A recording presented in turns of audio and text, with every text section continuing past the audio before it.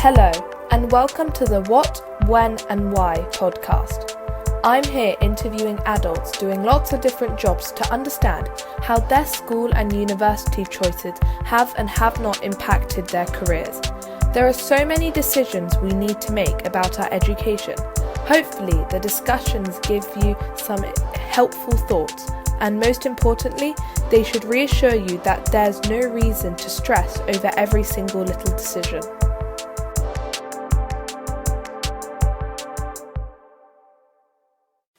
Today we're hearing from Catherine Stagg-Macey.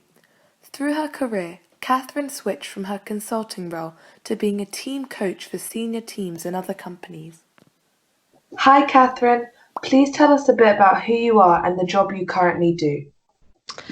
Well, thank you for having me on your podcast. I am Director of Team Coaching at a company called Leap Leadership. What that means is I'm an executive coach and a team coach working with senior teams in the city. Cool. And please tell us what other jobs you've done and how they've linked to each other. So I started off as a programmer in the beginning of my career, and then moved on to project management, and then on to essentially management consulting, and then finally ran a consulting team for Europe, and then that was the big transition. When I was 40, I then decided to change careers and train again as something else as a coach, and then started my own business doing team coaching and executive coaching. And looking back a bit further, what subjects did you study at school and university? So at school I did, I was schooled in South Africa, so we call it matric, what you would call A-levels here. I did maths. Gosh, I've gone blank all of a sudden. Maths, science, English, Afrikaans. There were 6 subjects. What am I missing? Let's go with maths and science are clearly the ones that are sticking out. Biology and geography, those are the ones. There you go. And then I went on your other question about after that. University was a BSc degree in computer science. To do your current job, what are the skills that are required? It's a great question because it's none of the skills that I used that I learned at school or university.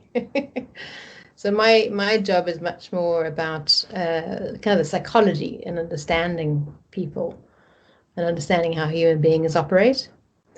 And so I learned that mostly through my coach training, rather than my school. And you can see the university system was much more right-brained, logical, rational, science-based subjects. How did the subjects you studied help with those skills?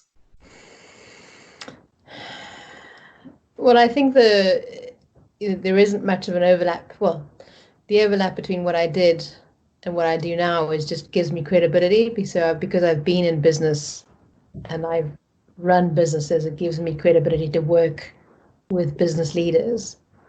But then to talk about how they feel about things, to kind of talk about the emotional side of things. But I don't think I would have the credibility to sit down and have that conversation unless I had the skills, the path that I had trod to get here. Mm-hmm. What was your favorite subject at school and why? It was maths. One of the questions is on your list as well is about teacher, and I think it's a mixture of the teacher who saw my potential and was willing to put a bit more effort in me, and made it fun. So I ended up getting sort of top grades all the way through high school maths, because she invested a bit more, and it was just nice to be really good at something. And what I like about maths is just it's logical. Like, there is one answer. There is a right and a wrong. It's black and a white. It isn't it's not like poetry or something, which I always struggled with, but interpretation. Yeah. What subject or subjects do you wish you had done? I wish I'd done a modern version of South African history. So when they taught South African history, it was still in apartheid. And so they taught a very certain specific version of history that isn't what you would be taught now. So I kind of wish I could go back to school now and learn what kids are learning in South Africa now about South African history. The other thing I'd like to have done was poetry, just a different, learning how to understand and fall in love with poetry, rather than when I was at school, there was a right way of understanding a poem. Going back to how you said you'd wish you'd done a modern version of South African history, what type of history did you do? We did a very colonial version of history. So we learnt about King Henry and his wives, and we learnt about the French Revolution. We learned about the World War history, and we learned a little bit about South African history, but not a lot, and very much through the eyes of the victors, which at the time were the Afrikaners, the white Afrikaners. So it's not even a colonial lens on South African history. It was the apartheid lens on South African history. It's just very one-sided. Yeah. Yeah, it's true. Outside of studies, what was the most useful thing you learnt in your youth that helped your future career? I think it was probably waitressing. It was my second sort of part-time job, and I was hired as a waitress in an Italian restaurant called Stagg-Macey. And I lasted about 2 weeks, and the owner said to me, he said, "You're not a waitress." He said, "You're term patient," and he put me on as maitre d', which is kind of front of house. You greet everyone coming in, you take reservations, and they call. And I think it taught me patience and kind of customer service. I think just like how do you don't know who's coming through the door in the next moment, and you don't know what mood they're in, and learning how to read people and understand how to meet them where they're at and give them a good experience. I think that was not something we ever learned at school. How long were you a maitre d' for in the end? That's a good question. I think it was most of my because I think it was most of my university, so about 3 years. Yeah, 3 years. It was such a nice place. We got free meals, and the staff were great, and we used to go out partying afterwards as a group. But it was nice. Yeah, it was both earning money on a Friday and Saturday night, as well as having a bit of social and community. It was nice. Yeah, and good food. I like my food. It's tough. I remember having to make the choice at your age, kind of going, I don't know, Yeah. I do remember my home economics teacher. I don't know what you call that now. I think DT. DT, yeah, or food tech or something like that. Oh yeah. She wanted me to take the subject to sixth form, and my father had a massive argument with her at the parent-teachers evening, saying, "No daughter of mine is ever going to take this subject." So it can all get quite emotional for you and the parents, I think. You can see in my current career that psychology as a degree would make sense, right?